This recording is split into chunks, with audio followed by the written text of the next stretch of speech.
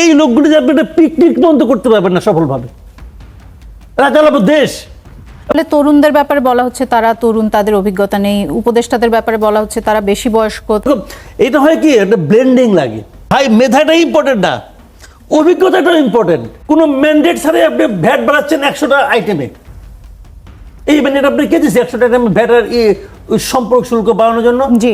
তবে ফ্যাসিবাদের পক্ষে কেউ লিখলে তাকে তো সমালোচনা আপনি করতেই পারেন, কিন্তু প্রশ্নটা হচ্ছে যে ফ্যাসিবাদের সংজ্ঞাটা কি?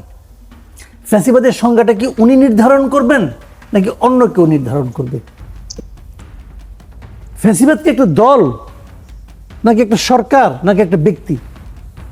এই জায়গাটা ওনাকে বুঝতে হবে। উনি যদি ওনার মতো করে বুঝেন, উনি ওনার মতো করে বলেছেন, আমি এভাবে বলি না, আমি এভাবে ভাবিও না। উনি যেটি বলেছেন যে আওয়ামী লীগের যেসব নেতাকর্মী তাদের মানবাধিকার নিয়ে যদি কথা হয় সেটিও ফ্যাসিবাদ। মানে আমার কথা হলো কি, উনি যদি পুরো আওয়ামী লীগটাকেই বলেন যে আওয়ামী লীগ নিয়ে কোনো কথা বলা যাবে না, তাহলে আমি বলবো উনি কথা ঠিক বলেন নাই। কারণ আওয়ামী লীগ এবং ফ্যাসিবাদ সমার্থক নয়। আওয়ামী লীগ একটা পলিটিক্যাল পার্টি। আওয়ামী লীগের সর্বশেষ যে নেতৃত্ব ছিল, সেই নেতৃত্বের কর্মকাণ্ডকে আপনি ফ্যাসিবাদী বলতে পারেন, কিন্তু আওয়ামী লীগের যে নেতৃত্ব আগে ছিল অথবা আওয়ামী লীগের যে নেতৃত্ব পরবর্তীতে আসবে সেটাও ফ্যাসিবাদ হবে। এটা উনি কীভাবে ডিফাইন করলেন? আমি এক্সাম্পল দিয়ে বলি। জামাতে ইসলাম, জামাতে ইসলামের 71-এর ভূমিকা কী ছিল? আমাদের স্বাধীনতা বিরোধী ছিল। তো ওই ভূমিকাটা ওই সময় কী কারণে হয়েছিল? জামাতের ওই সময়কার নেতৃত্বের কারণে হয়েছিল। আওয়ামী লীগের কি আপনার মনে করেন এরপরে আজকে থেকে ধরলাম গত 15 বছর আওয়ামী লীগে হাসিনার আওয়ামী লীগ ছিল। এই হাসিনার আওয়ামী লীগ তো 96-ও ছিল। 96-এর আওয়ামী লীগ আর এই 2009-এর আওয়ামী লীগ, এই সময় কি আওয়ামী লীগের গঠনতন্ত্র চেঞ্জ হয়েছে?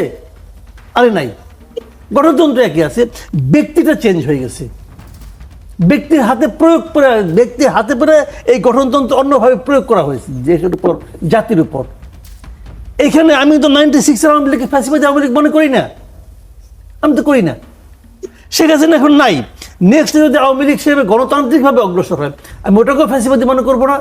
যেরকম আমি এখন জামাতকে ফ্যাসিবাদী দল মনে করি না, জামাতকে আমি ওরকম মনে করি না। এখন আমরা জামাতের, এখন জামাত যদি সেরকম ক্ষমতায় যায়, সুযোগ পায়, তার আচরণ দিয়ে আমি নির্ধারণ করবো জামাতের কি অবস্থা।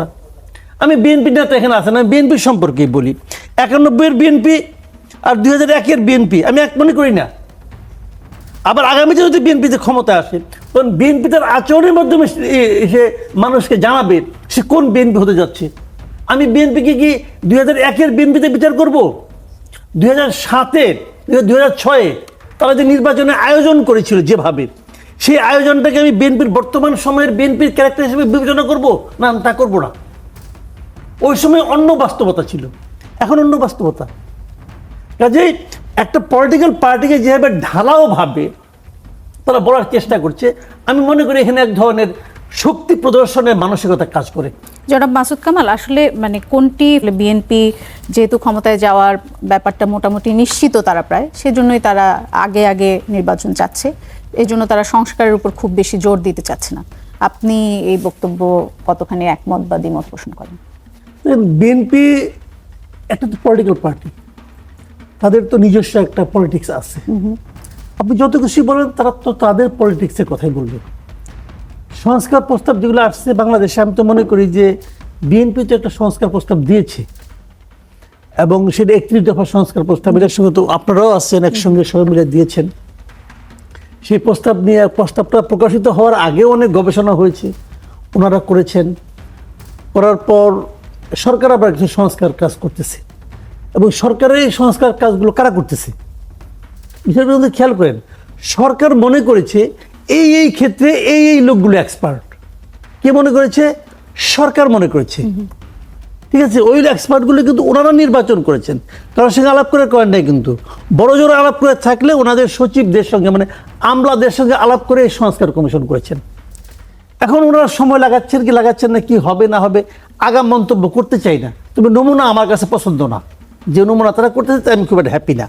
তারপরেও তারা একটা প্রস্তাব আকারে প্রকাশ করবে। আমার কাছে 2-1টা ছাড়া বাদ দেয় এগুলো আপনার তো বার মনে হয় না।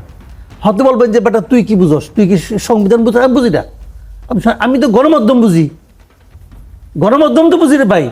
35 বছর ধরে এখানেই তো আমি হাঁটাহাঁটি করতেছি। গণমাধ্যমে যে সংস্কার কমিশন করছে, এটা কোনো কমিশনই হয় নাই। আমি দায়িত্ব নিয়ে বলতেছি, একজন লোক আপ্লুত মার্ক না, 2-1 লোক ছাড়া। কেন হচ্ছে না মাসুদ কামাল? এখন তারা তো জানে তারা না, তো প্রেস সচিব তারা যেমন চেনে বলেছেন না। যে তাদের তো পলিটিক্যাল ব্যাগেজ, আমি বলি ভাই, সেই ক্ষেত্রে তাদের তারা পারফরম্যান্স চেনে অনেক না, ভালো হওয়ার কথা। তারা জানে না, তারা পরিচিত লোকের মধ্যে খুঁজছে। এই যে যারা আমি বানাবো মেম্বার, এরা সবাই জয়েন্ট সেক্রেটারি পদ পাবে, 3-4 মাসটা বেতন পাবে, এরা এটা খুঁজছে। এদের মাথায় দেশ নাই, এদের মাথায় জনগণ নাই। ডক্টর ইউনূস যে কমিশন করছে, এই উপদেষ্টা মন্ডলী করছে, এটা কি কারণে হয়েছে? এর যে যোগ্য লোক বাংলাদেশে নাই। আমি দেখে প্রথম দিনই বলছিলাম, খুব খারাপ একটা মন্তব্য করছিলাম, আমি কিন্তু মন্তব্য করছিলাম সেটা কি, যে এই লোকগুলি যে আপনি একটা পিকনিক মন্তব্য করতে পারবেন না সফলভাবে, তারা চালাবো দেশ, এবং সেটা প্রমাণ হচ্ছে। তারা জানে না কিছু, তারা মানে অথর্ব কিছু লোককে এখানে নিয়ে আসছে তারা সে, এবং এখন দেখেন কি করতেছে, যা বলছি হুবহু, তারা কি দেশ চালাতে পারতেছে? বাংলাদেশের ইতিহাসে এত জনসমর্থন নিয়ে এর আগে কোনো দ্বিতীয় সরকার আসে নাই। ৭১-এর পরে বঙ্গবন্ধু সরকার এত সমর্থন পায় নাই। বঙ্গবন্ধু প্রথম দিন থেকে জাসদের বিরোধিতার মধ্যে ছিল। এই সরকারকে প্রত্যেকটা পলিটিক্যাল পার্টি, প্রত্যেকটা মানুষ সমর্থন করছে। সেই সমর্থন বহন করার ক্ষমতা এই সরকারের ছিল না।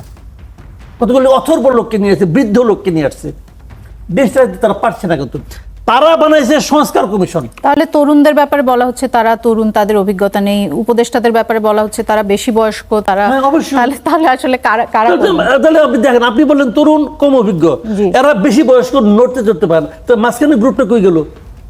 ওটা নিয়ে আসেন, ওদেরকে আনেন, প্রবলেম তো নেই, ওরাই চালাবে দেশ। আসলে ওরকম এটা হয় কি, একটা ব্লেন্ডিং লাগে, প্রত্যেকটা ক্যারেক্টারের মধ্যে একটা ব্লেন্ডিং লাগে, যে অভিজ্ঞতাও থাকবে। আচ্ছা আপনি বলেন তো, আপনাকে মেডিকেল সায়েন্সে অথবা যে কোনো একটা ইউনিভার্সিটিতে যে খুব ব্রিলিয়ান্ট একটা স্টুডেন্ট, একদম চমৎকার স্টুডেন্ট, এর চেয়ে ভালো স্টুডেন্ট ওই ইউনিভার্সিটিতে আসে না। আর তাকে যখন পাস করবে, তাকে যখন আপনি শিক্ষক বানাবেন, কি বানাবেন? প্রথমে তাকে লেকচারার বানাবেন নাকি প্রফেসর বানাবেন? লেকচারার কেন প্রফেসর বানাবেন না কেন? সে তো দাবি, কি করে বানাবেন না? বলবেন যে ভাই মেধাটাই ইম্পর্টেন্ট না, অভিজ্ঞতাটাও ইম্পর্টেন্ট। সেই অভিজ্ঞতা অর্জনের জন্য সে একদিন প্রফেসর হবে, কিন্তু সেই অভিজ্ঞতার স্টেজগুলো পার হতে হবে। তো আপনি তো ওই কাজ করছেন, মন্ত্রী বানিয়ে দিচ্ছেন, দেন অসুবিধা নেই, আমার ওটা মাথায় মারছি না আমি। কিন্তু এই টিমটা আমার কাছে ক্যাপেবল মনে হয় নাই। এখন কি হচ্ছে, আমি যে কারণে বলি আপনাকে, আপনি একটা সংস্কার করবেন, সেই সংস্কারে মানে আপনি যদি প্রথম থেকে যদি পলিটিক্যাল পার্টিগুলির প্রতিনিধি নিয়ে আসতেন, তাহলে কি হতো? তারা কিন্তু একটা আলোচনা করে, ওখানে তাদের একটা পার্টিসিপেশন থাকতো। এখন পলিটিক্যাল পার্টি বাদ, কাজে নিয়ে আসছেন বিদেশ থাকে, দেশে আসছে জ্ঞান দেওয়ার জন্য, বিদেশি লোক নিয়ে আসছেন, কিছু বিদেশের নাগরিক, তাকে নিয়ে আসছেন আপনি এখানে। আমার দেশের সংবিধান বানাই দেবো, বা এই দেশে কি একদম কেউ নাই? কেউ নাই। মিডিয়া ঠিক করে দেবো, নিয়ে আসছেন এক লোক ইংল্যান্ড থেকে, সে মিডিয়া ঠিক করে দেবো। আমার দেশে মিডিয়া সম্বন্ধে তার কোনো ধারণা আছে? কোনো ধারণা আছে? এইখানে কি সে একটা গার্ডিয়ান বানাবো? কি রে ভাই, শুনতে খারাপ শোনা যায়, বাট দিস ইজ রিয়েলিটি। আপনি কাদেরকে নিয়ে আসছেন? এরা করবে সংস্কার কমিশন। আচ্ছা করুক, করার পর যখন আপনি পলিটিক্যাল পার্টির সঙ্গে বসবেন, পলিটিক্যাল পার্টি যখন বলবে তুমি এটা করছো, আমার তো এই প্রস্তাব আগেই আছে, এটা খারাপ কি? এটা খারাপটা কি? তুমি প্রমাণ করো, প্রমাণ করতে পারবে। যদি আগে যাদেরকে নিয়ে নিত, তাহলে আলোচনার মাধ্যমে প্রস্তাব হতো একটা। এখন এই প্রস্তাব হবে, পলিটিক্যাল পার্টির লোকের সঙ্গে বসবে, কাটাছেড়া হবে, মারামারি হবে, ধাক্কাধাক্কি হবে, অনেক কিছু হবে। হওয়ার পর কি হবে? সময়তে হবে, ক্ষেপণ হবে, এভাবে সময় ক্ষেপণ হবে। 5 মাস চলে গেছে এর মধ্যে। 5 মাস চলে গেছে, কি করছে বুঝান আপনি? তাহলে বিএনপি যেই সময়ে নির্বাচনের কথা বলছে, আপনি আরো 6 মাস পরে, তাহলে কি এটা যৌক্তিক সময় দেয়া হচ্ছে বলে মনে করেন আপনি? 5 মাস অলরেডি তারা পেয়েছে। দেখেন, আমাকে যদি আপনি জিজ্ঞাসা করেন, আমি আপনাকে বলি, আমি মনে করি ডক্টর ইউনূস দুইটা অপশন দিচ্ছে। একটা হলো যদি পলিটিক্যাল পার্টিগুলো চাপ দেয়, সংস্কার যে পন্থ হয়েছে এটা নিয়ে এসে এই বছরের শেষ দিকে ইলেকশন দিবে। আর একটা প্রস্তাব হলো 1.5 বছর প্রত্যাশিত সংস্কার, উনি বলছেন শব্দটা, তার মানে কার প্রত্যাশা? ওনার প্রত্যাশা। Okay fine.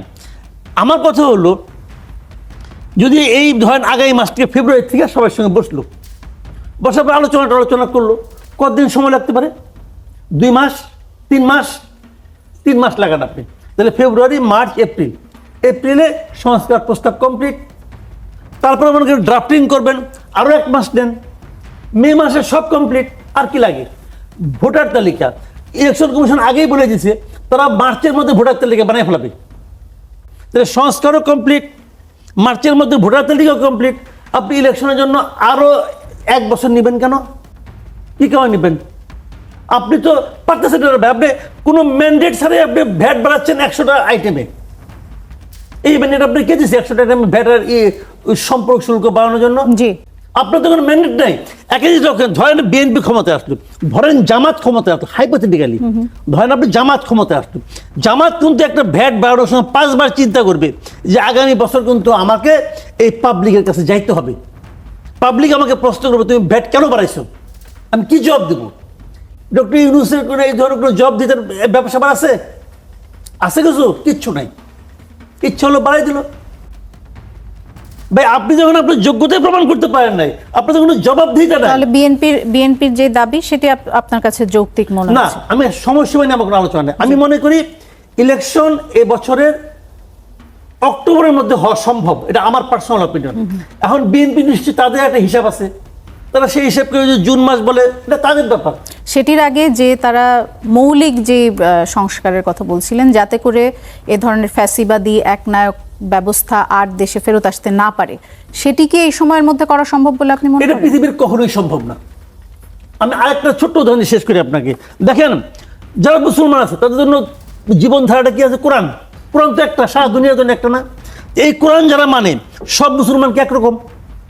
একরকম একরকম তো না। আমি দুষ্ট মুসলমান, আপনি খুব ভালো মুসলমান, তো আপনার জন্য আমার জন্য কি অন্য কোরআন? এই একই কোরআন তো। তাহলে কোরআন কোনো ব্যাপার না, কিন্তু ব্যাপারটা হলো কোরআন যে ফলো করছে সে কেমন। তো সংবিধান কোনো বিষয় অতটা জরুরি বিষয় না। জরুরি বিষয় হলো সংবিধানটাকে ফলো করছে।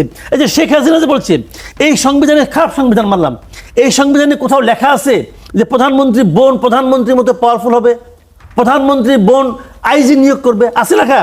নাই তো। জি, সংবিধান সংস্কার তাহলে তাহলে কি আপনার এই প্রধানমন্ত্রী বোনকে আইজি নিয়োগ করতো না? করতো, সবাই জানে, ওপেন সিক্রেট। তো ঘটনা হলো কি কে কতটা ব্যবহার করতে পারে, জবাবদিহিতাটা হলো ইম্পর্টেন্ট।